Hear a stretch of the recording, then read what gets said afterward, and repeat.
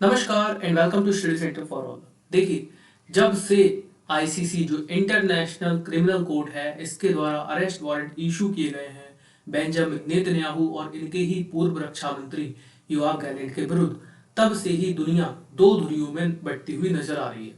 आज हम लोग चर्चा करेंगे कि आईसीसी के अरेस्ट वारंट के बाद बेंजामिन नेतन्याहू को किन किन देशों में गिरफ्तार किया जा सकता है और किस किस कंट्री ने सपोर्ट किया है आईसीसी के इस अरेस्ट वारंट का। सेकंड थिंग हम लोग बात करेंगे कि इस अरेस्ट वारंट का किस कंट्री ने विरोध किया है। देखिए, डायरेक्टली अगर मैं बात करूं तो मिडिल ईस्ट के अंदर जो वॉर की इस समय स्थिति है उसमें इसराइल का सबसे बड़ा सहयोगी है यूएसए।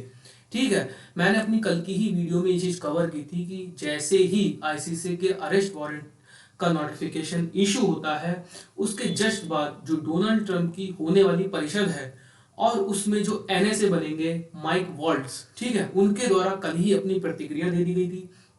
और माइक वॉल्ट्स ने यहां तक कह दिया था कि जो आईसीसी का ये जो अरेस्ट वारंट है इसको हम बिल्कुल सिरे से नकारते हैं, इसको हम बिल्कुल भी नहीं मानते हैं। देखिए, इसराइल और अमेरिका दोनों ही आईसीसी के पार्ट नहीं है, ठीक है, दोनों ही इसके सदस्य नहीं है। यही कारण है कि अमेरिका द्वारा इस मुद्दे पर इसराइल को खुलकर समर्थन किया जा रहा है। अब देखिए, आज की हम अगर बात करें तो बाइडन, ठीक है, बाइडन ने भी कह दिया है कि ये जो आईसीसी के द्वारा अरेस्ट वारंट इशू किए गए हैं ये सरासर गलत हैं और बहुत ही ज्यादा अपमानजनक हैं, क्योंकि ये एक लोकतांत्रिक देश में चुनी हुई सरकार के प्रधानमंत्री के खिलाफ इशू किया गया है। देखिए, अब बात कर लेते हैं कि किन किन कंट्री में बेंजामिन नेतन्याहू हो सकते हैं गिरफ्तार। अगर मैं बड़े देशों की बात करूं तो उसमें सबसे पहले नंबर पे आएगा यूएसए, जिसका स्टैंड मैंने कल ही क्लियर कर दिया था कि यूएसए ने इसको बिल्कुल नकार दिया है। सेकंड थिंग, सबसे चौंकाने वाली चीज ये है कि यूएसए का सहयोगी है ब्रिटेन, और ब्रिटेन द्वारा इंटरनेशनल क्रिमिनल कोर्ट के द्वारा ये जो अरेस्ट वारंट इशू किया गया उसका किया जा रहा है समर्थन। ब्रिटेन का यहाँ पर कहना है कि हम आईसीसी के अरेस्ट, मतलब आईसीसी का ये जो कदम है उसका हम सम्मान करते हैं। अब मेरे ये समझ में नहीं आ रहा है कि चूंकि यूएसए का सबसे बड़ा सहयोगी है मिडिल ईस्ट के अंदर इसराइल, और कहीं ना कहीं यूके भी सपोर्ट करता है इसराइल को जब बात होती है इस्लामिक कट्टरपंथी आतंकवादियों के विरुद्ध कदम उठाने की। बट यहां पर समझ जो चौंकाने वाली चीज है वो ये है कि यूके के द्वारा ऐसा बयान क्यों दिया गया है आईसीसी के अरेस्ट वारंट पर, जो कि विरोध प्रदर्शन करता है इसराइल के लिए।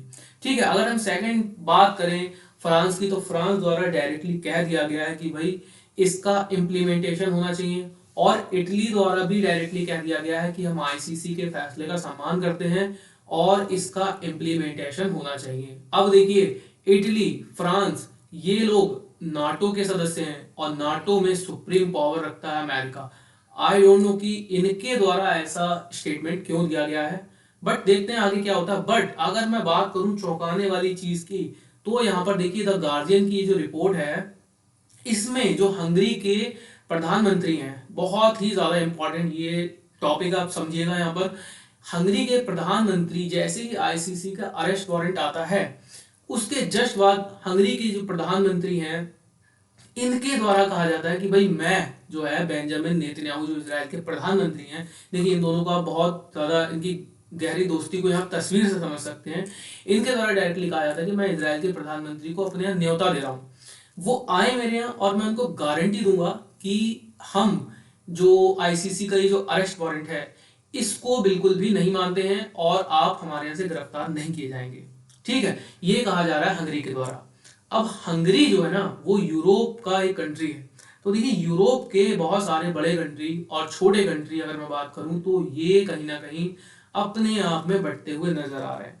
बट एक चौंकाने वाली चीज है दक्षिण अफ्रीका की। दक्षिण अफ्रीका के द्वारा डायरेक्टली कहा गया है कि ये जो स्थिति है ये अपने आप में बहुत अच्छी स्थिति है और हम आईसीसी के इस फैसले का सम्मान करते हैं, इंटरनेशनल क्रिमिनल कोर्ट के इस फैसले का सम्मान करते हैं, और बेंजामिन नेतन्याहू और इनके जो पूर्व रक्षा मंत्री हैं योआव गैलेंट, इनको गिरफ्तार किया जाना चाहिए।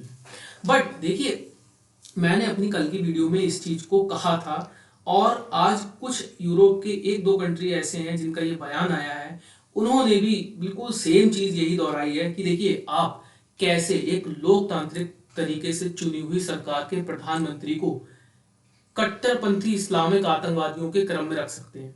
कल मैंने अपनी वीडियो में कही थी, कुछ देशों के कुछ इसी प्रकार के बयान आए। ये चीज अपने आप में बहुत ज्यादा कहीं ना कहीं गलत है। देखिए, ऐसा नहीं हो सकता कि आप इनके क्रम में इनको रख दें। समझिए, ये जो इजराइल के प्रधानमंत्री हैं और बात करें योआव गैलेंट, तो ये अपने आप में मतलब एक लोकतांत्रिक सरकार में चुने हुए नेता हैं। और दूसरी तरफ अगर हम बात करें तो एक आतंकवादी समूह, ठीक है ना, और उसके बाद उनके जो लीडर हैं जिनके द्वारा औरतों के साथ बलात्कार, बच्चों का मर्डर, बड़े बूढ़ों मतलब इन सबका मर्डर जो किया गया था 7 अक्टूबर के दिन इजराइल के अंदर। तो ये कहीं ना कहीं मुझे लगता है कि इंटरनेशनल क्रिमिनल कोर्ट का ये जो फैसला है ये बांटता है, मतलब मेरे हिसाब से ये दूरियां बढ़ाएगा और देशों में।